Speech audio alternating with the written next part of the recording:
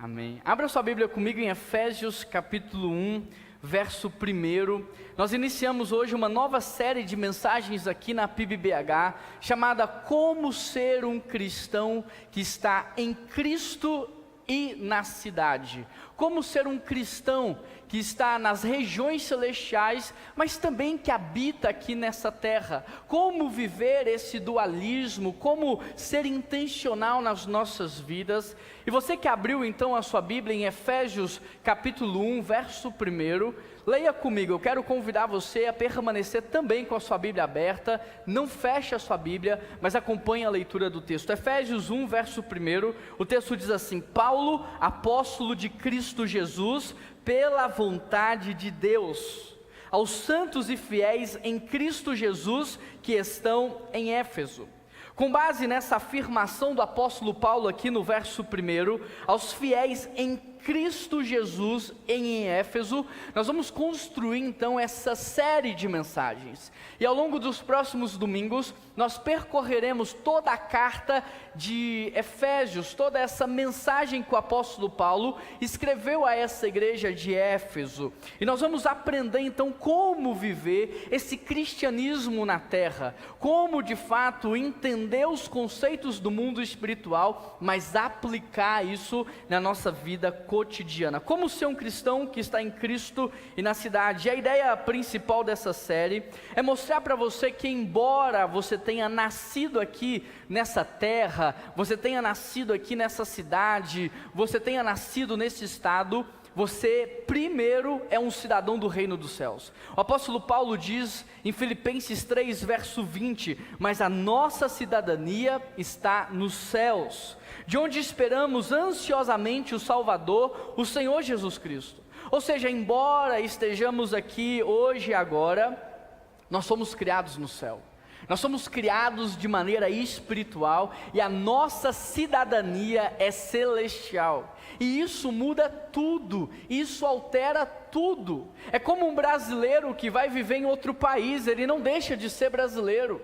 É como um brasileiro que está no norte da América, mas ele continua com a sua cultura, com o seu coração pulsante. É como uma pessoa que está em uma nova nação, mas ela permanece com os seus valores, os seus princípios de onde ela veio.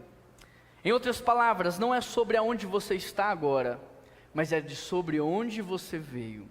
É sobre de onde nós viemos. Não é sobre o cargo que você ocupa na empresa em que você está. É sobre a sua identidade espiritual. Essa série então se chama Como Ser um Cristão que está em Cristo e vai viver na cidade.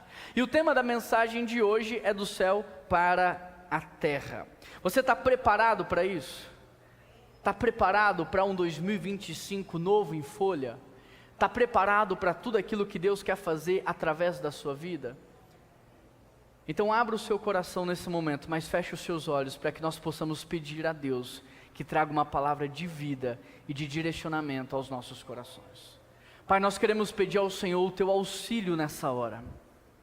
Nós queremos pedir ao Senhor, Deus, quebranta o nosso coração, santifica a nossa mente, purifique as nossas emoções. Deus, quebre toda cegueira espiritual, quebranta o mais duro coração e nos torna sensíveis àquilo que o Senhor deseja fazer. Nós não estamos aqui nessa manhã de domingo por um acaso. O teu povo não é pego de surpresa. Primeiro vem a instrução, depois vem a prova, e esse é o tempo do Senhor trazer instrução sobre as nossas vidas. Por isso, Pai, não nos deixe ficar distraídos, não deixe que nada roube o foco da nossa atenção, mas que o nosso coração esteja cativo em Ti. Essa é a oração que nós fazemos, em nome de Jesus que nós oramos, e toda a igreja diz.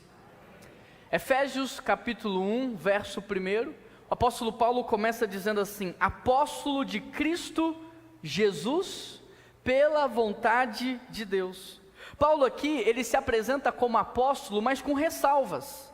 Ele vai falar apóstolo de Cristo e pela vontade de Deus. Parece que Paulo já sabia tudo o que ia acontecer no futuro. Parece que Paulo teve um deslumbre das crises que viveríamos nos dias de hoje. Por isso ele está usando aqui apóstolo de Cristo e pela vontade de Deus, porque ele está nos ensinando que apóstolo, ao contrário do que muitos pensam, não é um chamado missionário. As pessoas falam, não, eu sou apóstolo porque Deus me chamou para as missões. Outros dizem, não, eu sou apóstolo porque Deus me chamou para iniciar, startar projetos novos, eu tenho esse dom, esse chamado para começar coisas novas. Mas o que o apóstolo Paulo vai nos mostrar é que o apostolado não é um chamado missionário, não é um chamado de uma liderança simples, de uma liderança local, é muito mais do que ser um mensageiro.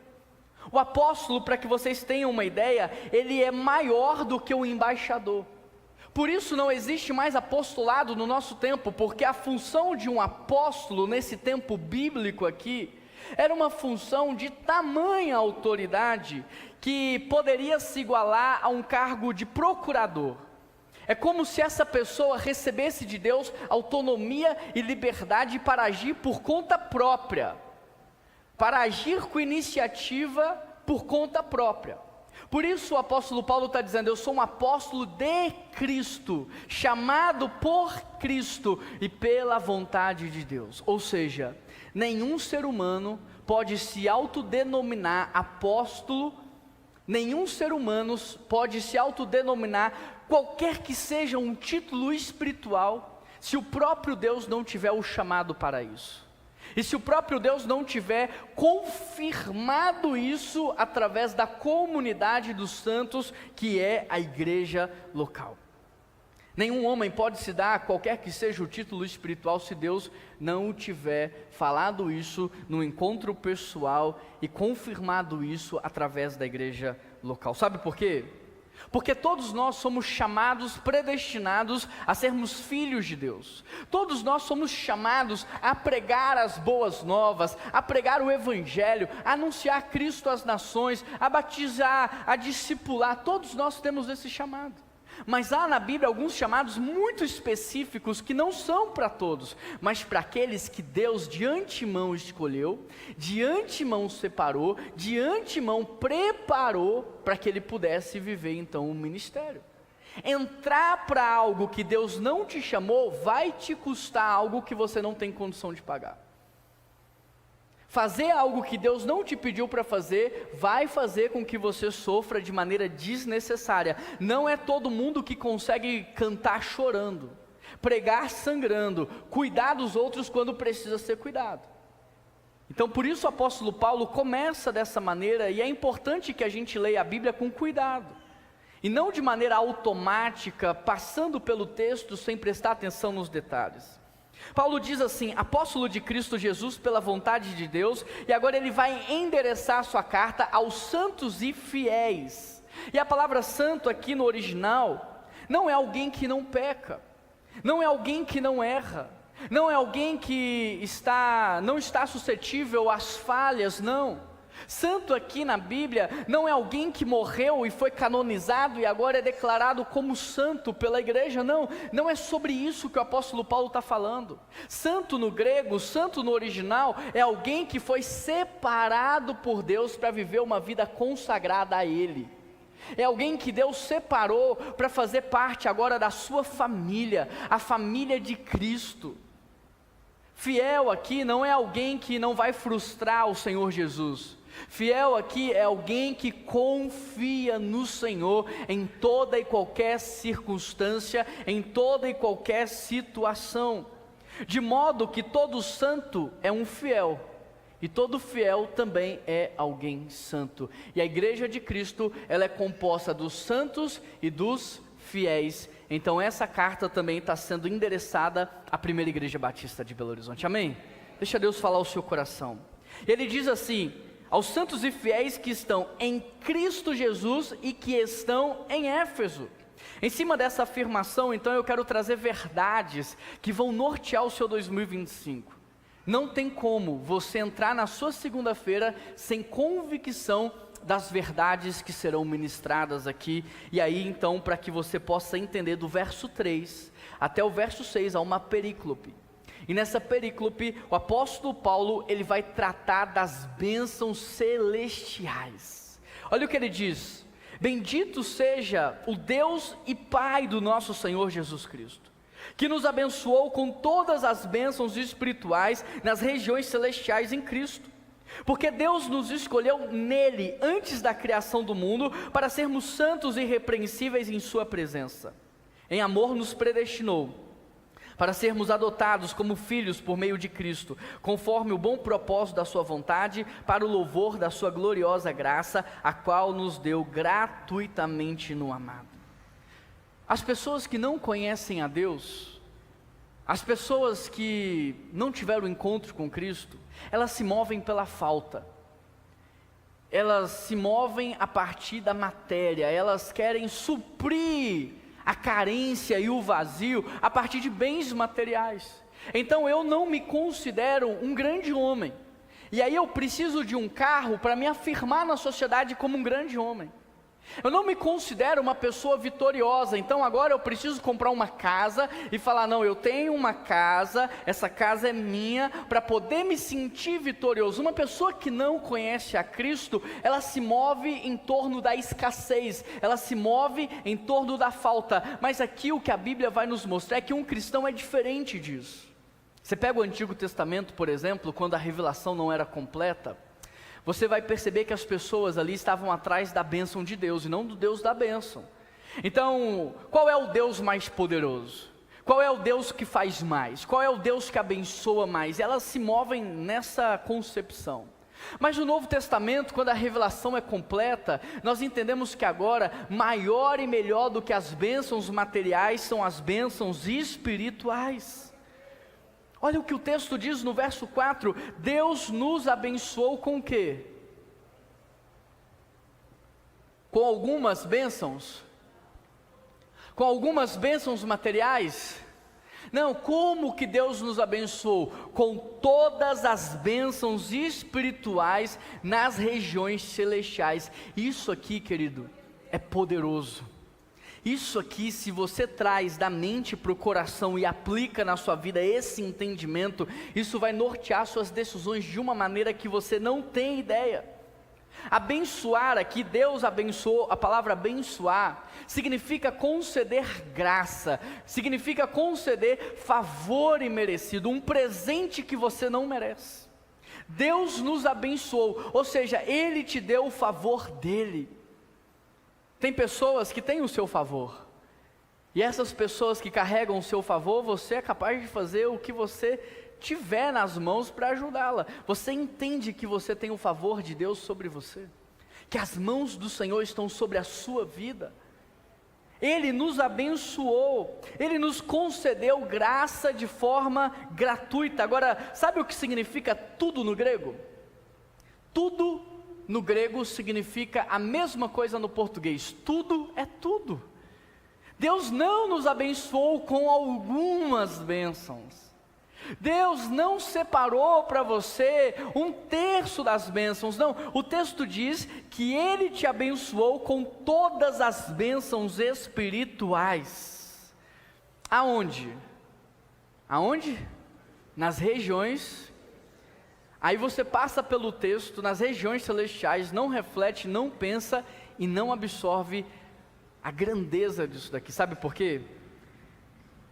Porque se Deus nos abençoou com todas as bênçãos nas regiões celestiais, significa que tudo o que nós precisamos não vem da terra que nós cultivamos, não vem da água potável que nós estamos protegendo, guardando ela, não vem do fruto do seu trabalho. Tudo que nós precisamos vem das regiões celestiais. Isso significa que está guardado, está protegido, é intocável e a fonte é inesgotável. Tudo que nós precisamos vem de um lugar seguro e de uma fonte inesgotável. Em outras palavras, o cenário da vida na terra não tem poder sobre a vida do Filho de Deus. Em 2020 nós passamos por uma pandemia, depois uma crise política, guerras no mundo inteiro, mas não faltou pão na sua casa, não faltou sustento na sua mesa, você continua aqui como prova de que nada nesse mundo pode colocar fim à sua vida se essa não for a vontade de Deus. O cenário para 2025, dizem os economistas, que é um cenário difícil. Os economistas estão dizendo: não compre nada a prazo, não faça compras parceladas, não entre em financiamento. Agora em janeiro estoura uma crise pandêmica na China outra vez, nós não sabemos a proporção disso.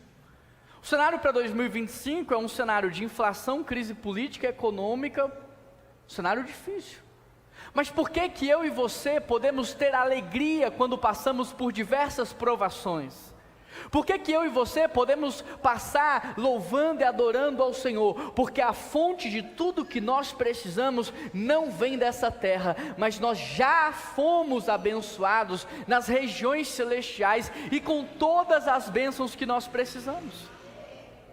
Olha o que diz Abacuque: mesmo que a figueira não floresça, mesmo que não haja uva nas videiras, mesmo falhando a safra das azeitonas, mesmo não havendo produção de alimentos nas lavouras, nem ovelhas nos currais, nem bois nos estábulos, ainda assim eu exultarei em Deus, o Deus da minha salvação. Você não pode avançar sem o entendimento de que você já é abençoado por Deus. Você precisa abraçar e viver com convicção de que Ele já te abençoou e que a bênção dele não depende de quem você é e nem do que você faz, porque Ele te abençoou na fundação do mundo. Agora, o pecado acabou com a vida da gente.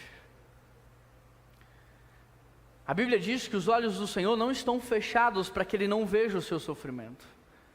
A Bíblia diz que as mãos do Senhor não estão não estão amarradas para que Ele não te socorra. Contudo, todavia, entretanto, a Bíblia diz: o teu pecado faz separação entre você e Deus. O pecado, gente, não é como um amigo de estimação, que você fala assim: puxa vida, eu gosto dele, mas ele me faz mal, então eu vou dar um tempo, mas eu gosto tanto dele. Não, o pecado não é o seu amigo, o pecado é o seu inimigo mortal, e se você não destruir ele, ele destrói você. Por isso lá em Hebreus a Bíblia diz: na luta contra o pecado, vocês ainda não chegaram ao ponto de derramar o próprio sangue. Ou seja, às vezes é melhor amputar o braço do que perder a sua relação com Deus. Não é literal o texto de Hebreus, não é para você arrancar o seu braço, mas o que a Bíblia está dizendo é: você precisa entender que a sua vida espiritual, ela é maior do que a sua vida carnal e material. O pecado destruiu tudo. E então há uma transição, porque agora no verso 4 ele diz assim: porque Deus nos escolheu nele antes da fundação do mundo, para sermos santos, irrepreensíveis na sua presença. Olha o tempo verbal. Quando foi que Deus fez tudo isso? Foi agora que você pecou? Foi agora que você caiu? Não, Deus fez tudo isso antes da criação do mundo. Antes de criar você, Ele sabia o que você ia fazer. Ele sabia, por causa da onisciência dEle. Ele não te induziu, mas Ele sabia. E mesmo sabendo, Ele poderia ter feito o seguinte: olha, eu não vou criar fulano, porque ele vai trazer muita destruição. Mas Ele disse assim: não, eu vou criar. Eu fico com o dano da traição, eu fico com o dano do pecado dele, mas eu vou criar, e eu vou criar o livre, para que quem sabe um dia, por causa do meu perdão, ele se arrependa e mude de vida. Você, independente do que você fez, você já foi abençoado por Deus na criação do mundo. Você já nasceu com os decretos de bênção de Deus sobre a sua vida, mas assim como existe um dinheiro na sua conta bancária, e ele é seu, porque está na sua conta bancária, mas você só pode fazer uso desse dinheiro se você sacar. Se você for no banco e retirar esse dinheiro, você já tem o favor de Deus sobre a sua vida. Você já foi abençoado nas regiões celestiais, mas você precisa tomar posse disso. Você precisa dizer: Deus, a tua mão está sobre mim, eu creio nessa promessa. Eu creio na tua palavra, naquilo que o Senhor diz para a minha família, para o meu casamento, para a vida dos meus filhos. Creio na tua palavra. Sabe qual é a maior bênção de todas? A maior bênção espiritual que Deus nos deu? Verso 5. A bênção de sermos chamados filhos de Deus. em amor nos predestinou para sermos adotados como filhos, por meio de Jesus Cristo, conforme o bom propósito da sua vontade.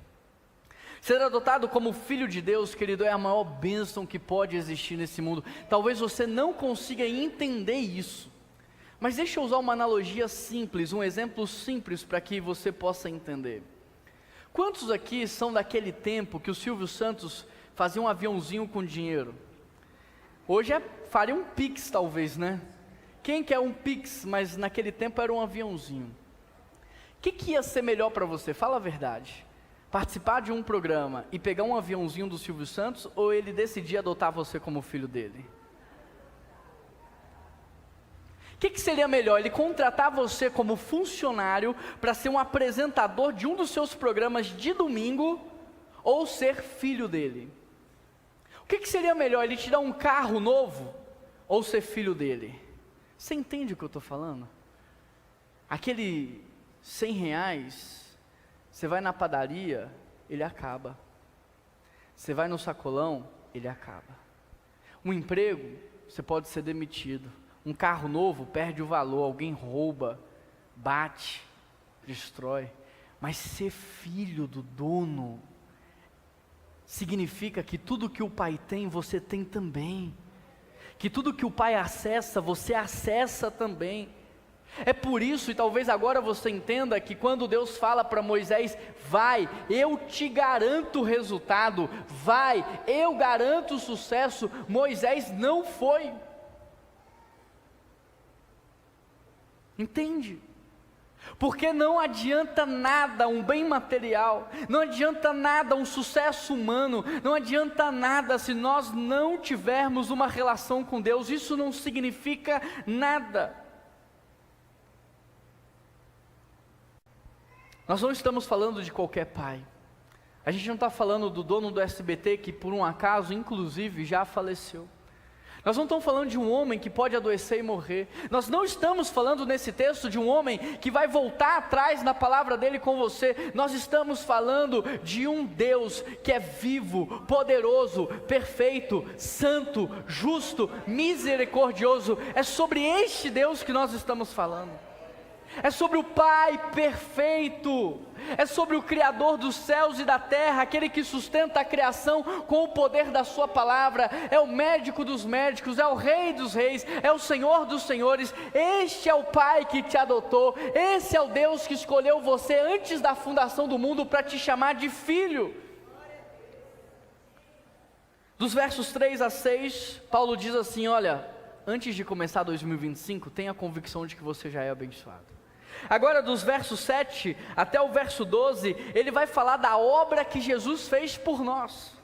Nele, verso 7, temos a redenção por meio do seu sangue, perdão dos pecados de acordo com as riquezas da graça de Deus, a qual ele derramou sobre nós com toda a sabedoria e entendimento, e nos revelou o ministério da sua vontade de acordo com o seu bom propósito que estabeleceu em Cristo, isto é, fazer convergir em Cristo todas as coisas celestiais, terrenas, na dispensação da plenitude dos tempos.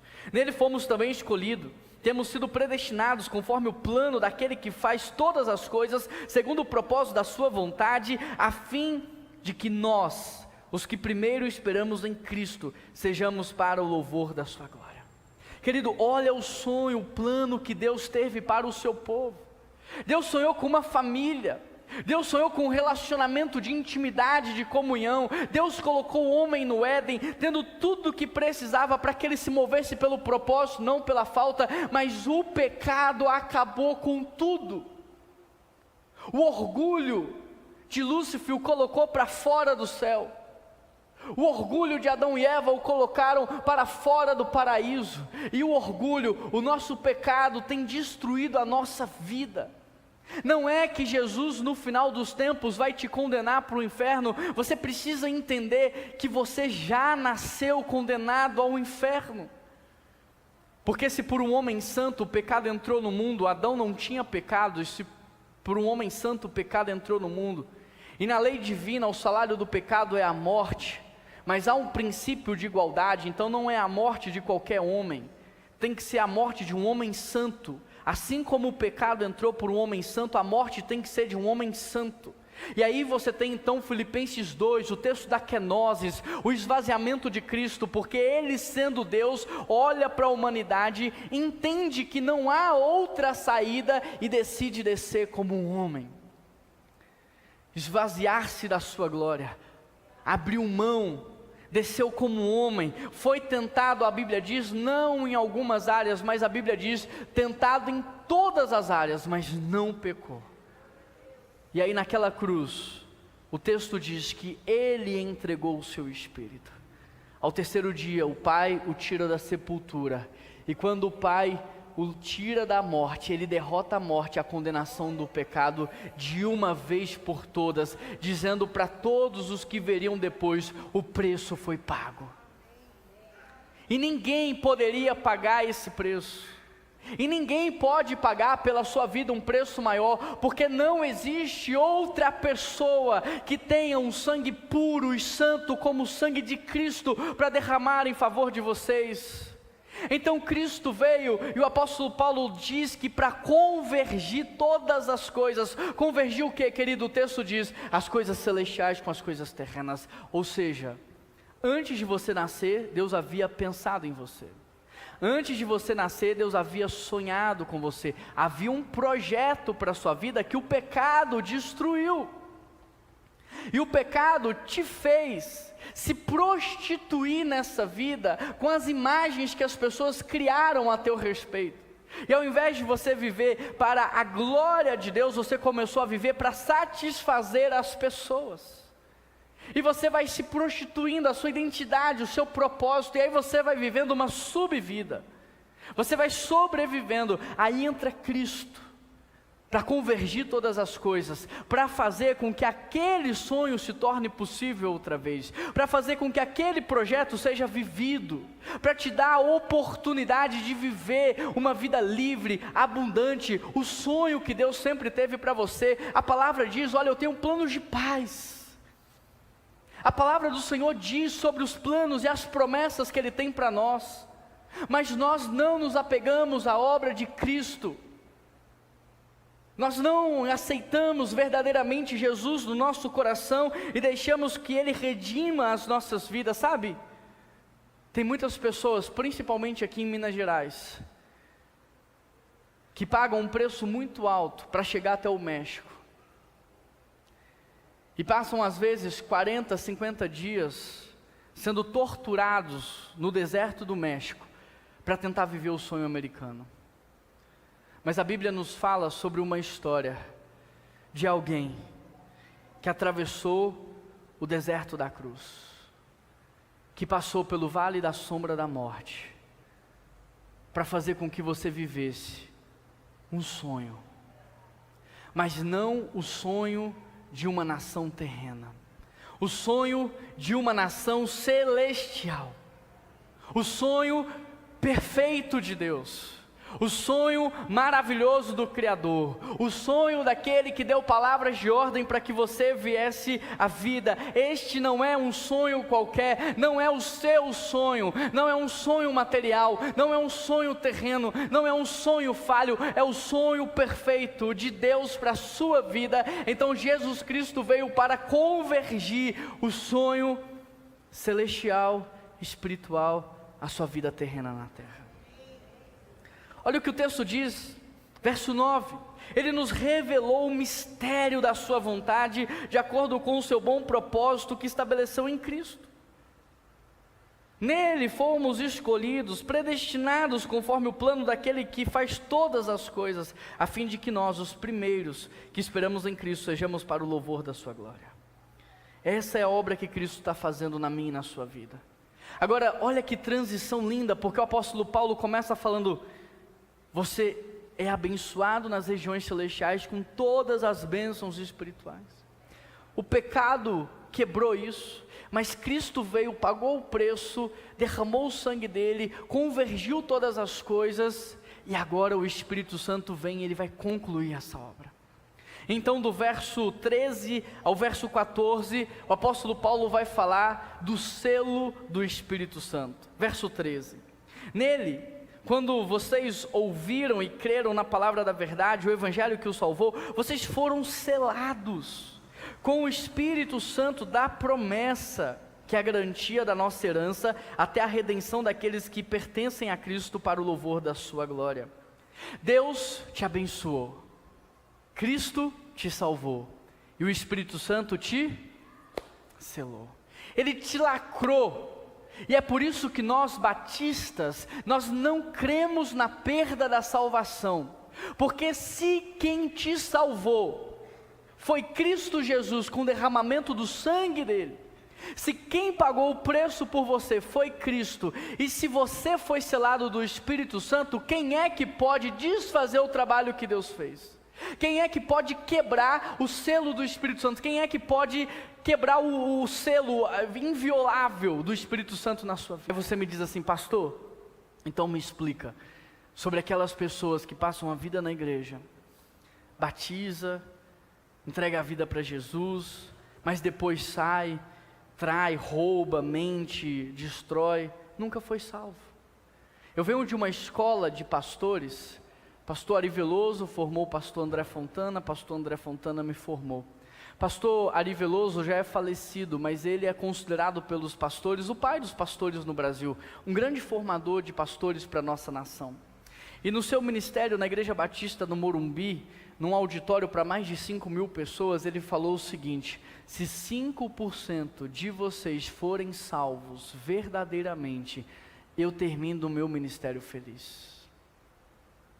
A grande questão é que muitas pessoas estão dentro da igreja, se acostumaram com a igreja, se adaptaram com o culto, gostam do ambiente familiar, da paz, da alegria, mas não tiveram um encontro verdadeiro com Jesus.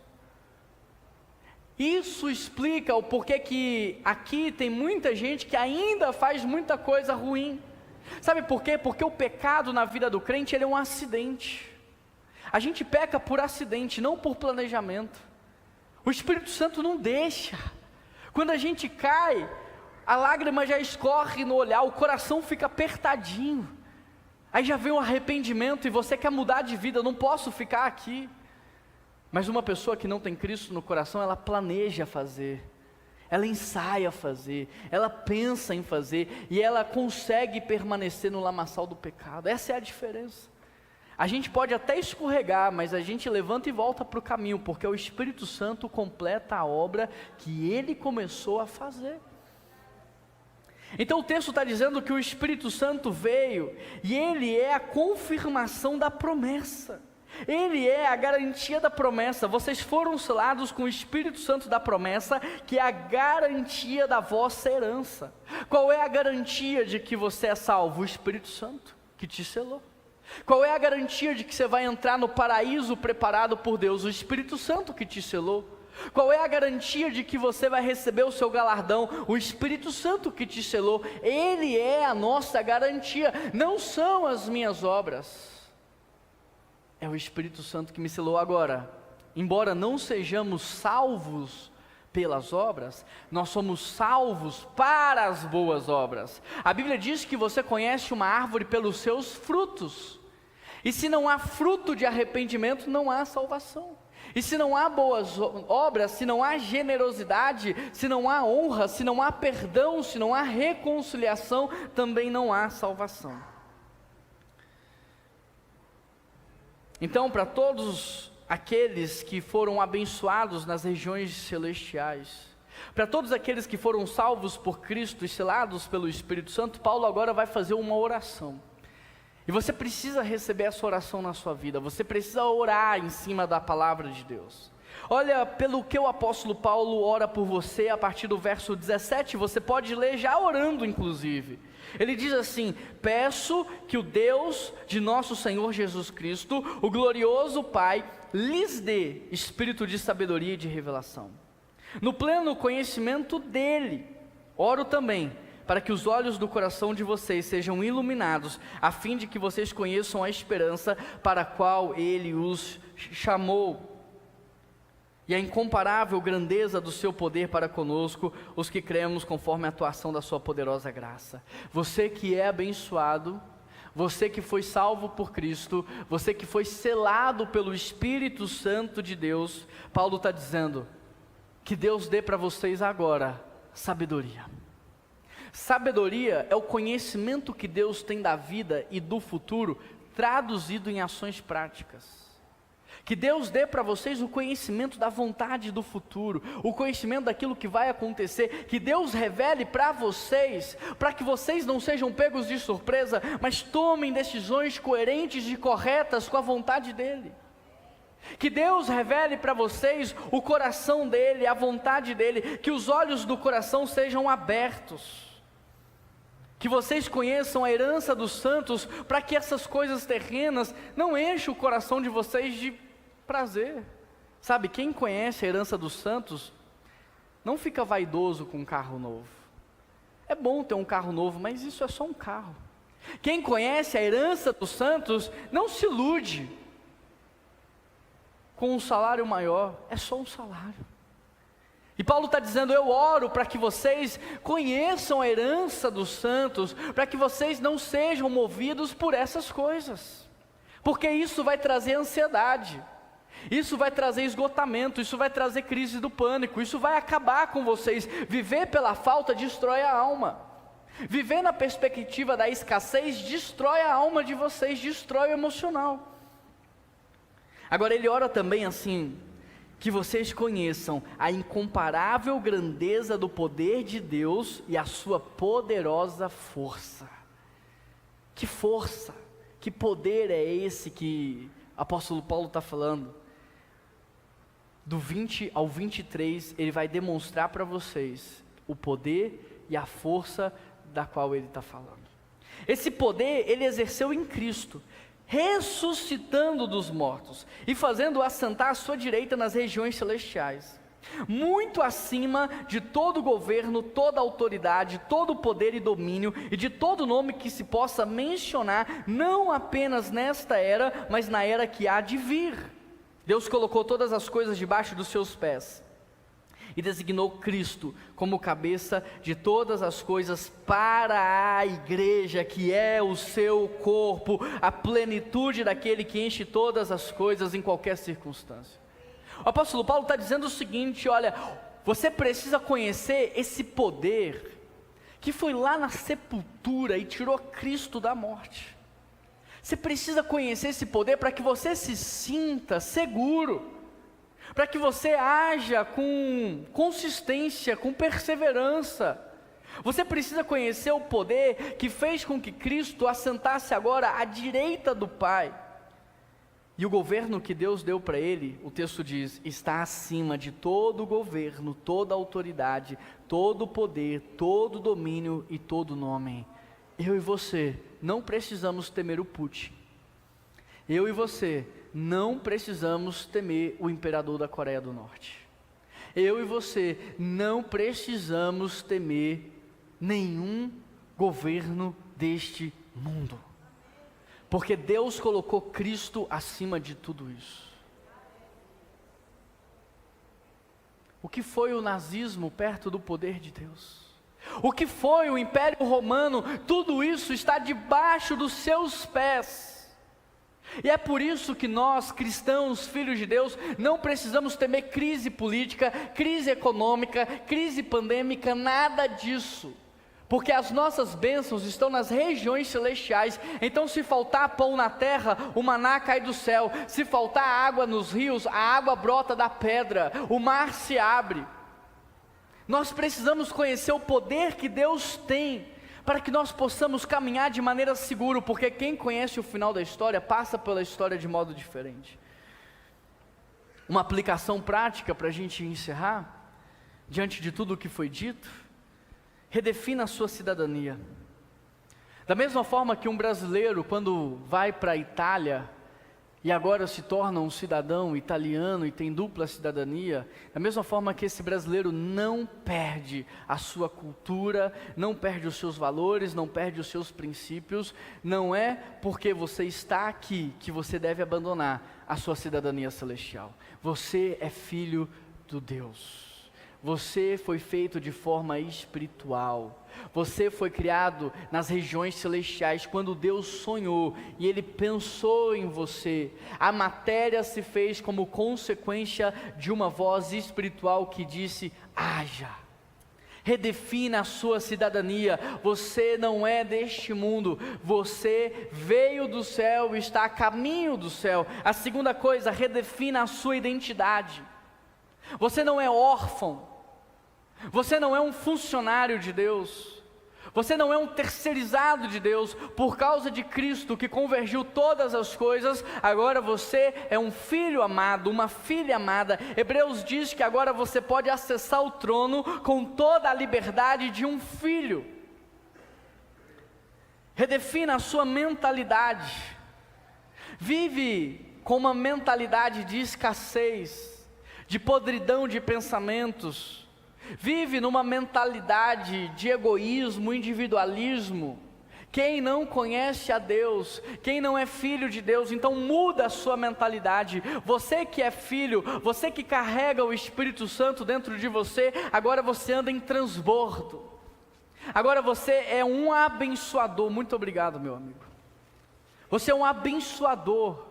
Você cuida, você protege, você dirige. Então muda a sua mentalidade. Ninguém está aqui para te satisfazer, porque você já está satisfeito em Cristo.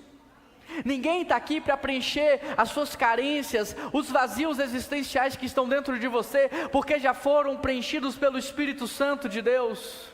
Você não se move agora atrás da bênção, você já é abençoado. Eu me movo procurando oportunidades para abençoar, para transbordar, para repartir, para cuidar.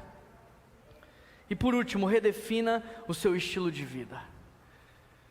Será que o seu estilo de vida hoje é coerente com o sonho que Deus tem para a sua vida? Será que a vida que você tem levado é coerente com o sonho, com o projeto, com a vontade do Criador? Então ajusta isso aí.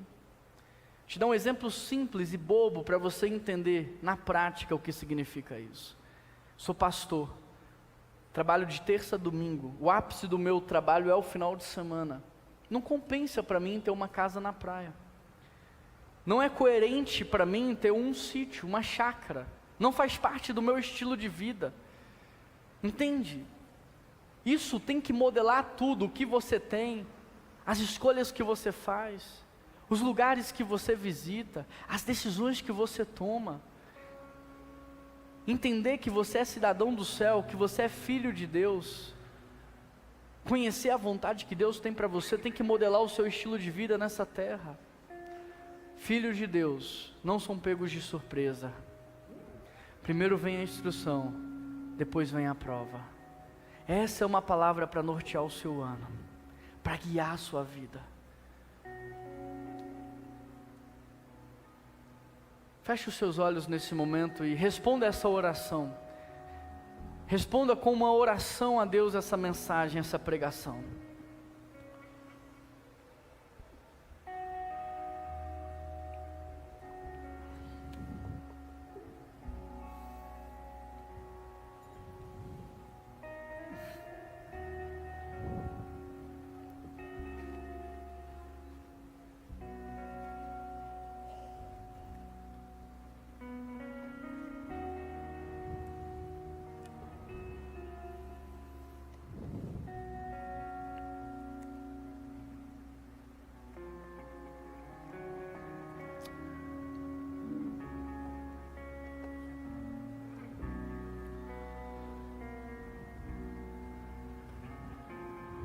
Deus, nós queremos te agradecer por essa palavra que é viva e eficaz e que não volta vazia, mas cumpre o seu propósito.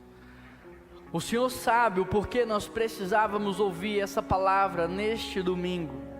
O Senhor sabe o porquê essa série vai ser importante para o nosso ano. E nós te agradecemos porque o Senhor está nos preparando para as coisas que hão de vir. Obrigado pelo seu cuidado, Deus. Obrigado porque o seu amor é tão grande, que o Senhor, mesmo sabendo do nosso pecado, decidiu nos criar, e mais, nos abençoou com todas as bênçãos espirituais. E como se não fosse tudo, ainda enviou o seu Filho, para pagar o preço do nosso pecado e morrer no nosso lugar. E nos deu mais uma oportunidade em Cristo de viver o sonho que o Senhor tem para nós. E o Teu Espírito Santo vem e nos selou. O apóstolo Paulo orou pedindo: Deus, dá sabedoria para eles, e nós queremos receber essa sabedoria que o apóstolo Paulo pediu. Nós queremos receber o conhecimento da sua vontade, como o apóstolo Paulo orou. Nós queremos conhecer o poder do Senhor, como o apóstolo Paulo orou, a herança dos santos, como ele orou. Nós queremos que os nossos corações sejam abertos e a nossa mente iluminada, como ele orou. Por isso, Pai, redefina nessa manhã a nossa cidadania, porque embora estejamos nesse mundo, nós não somos desse mundo. Redefina a nossa identidade. Redefina, Deus, em nome de Jesus, a direção das nossas vidas.